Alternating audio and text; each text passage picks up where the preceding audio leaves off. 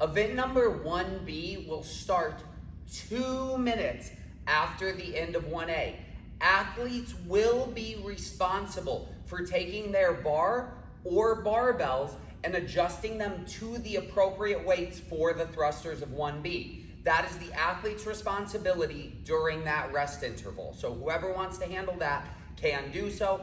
At the start of the event, when the clock turns over into the Wolf 1B, athlete number 1, the one that will be doing the workout unpartitioned, must be sitting on the rower with nothing in their hands at the start of the clock. Upon the clock commencing, they may grab the rower. They will row until they have completed 48 cows for a male or 38 cows for a female.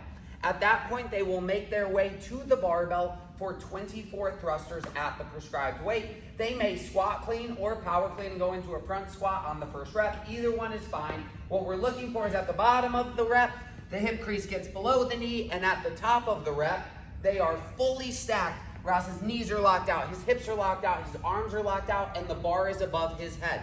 Show not hitting depth, Ross. Show being a little weenie. Yeah, and that's pressing out in front of his face. You got to make sure that whole thing is locked out all the way overhead in a nice clean motion. You also may not jerk under the bar. Show them a squat to a push jerk. There, no, one smooth motion, up and overhead. Upon completion of his 24 thrusters, Ross will make his way to the pull-up bar for 12 reps of his hanging skill. RX Plus, the hanging skill, will be a bar muscle up with a ×3 multiplier for chest to bar, meaning he would have to do 36 chest to bar. For RX, it will be 12 chest to bar with a ×3 multiplier for pull-ups, meaning 36 pull-ups.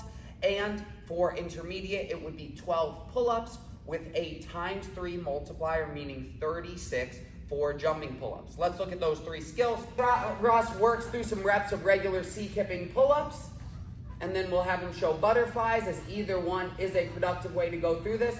All we're looking for in his pull-ups is that, damn, look at that boy go! Hey! All we're looking for in his pull-ups is that his arms reach a complete hang at the bottom, and that his chin breaks the plane of the bar as he comes up and through. Whether it's right above the bar or whether it breaks the plane behind the bar is fine, as long as his chin clearly breaks through that plane of the bar.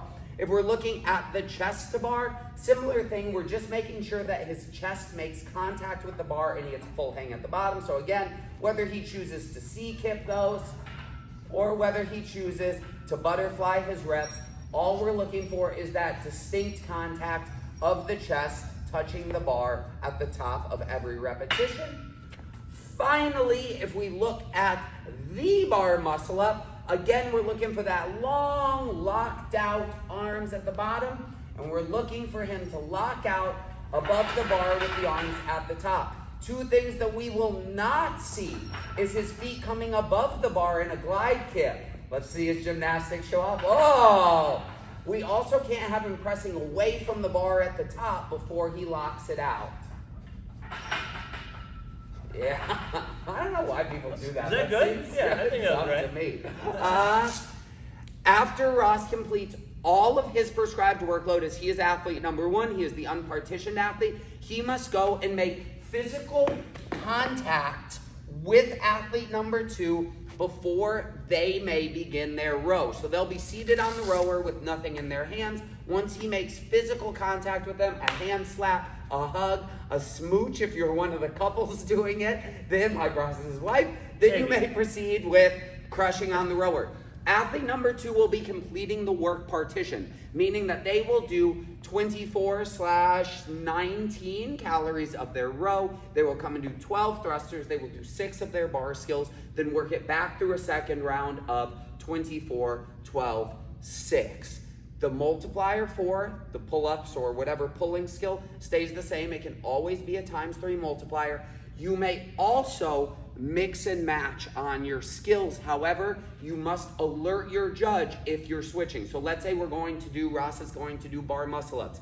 He gets 1, he gets 2. He then fails his 3rd one. Even if his chest touched the bar, that doesn't count as his first chest to bar. The only way he can transition to chest to bars with the time 3 multiplier is that it'll tell his judge, I'm gonna do chest to bars now.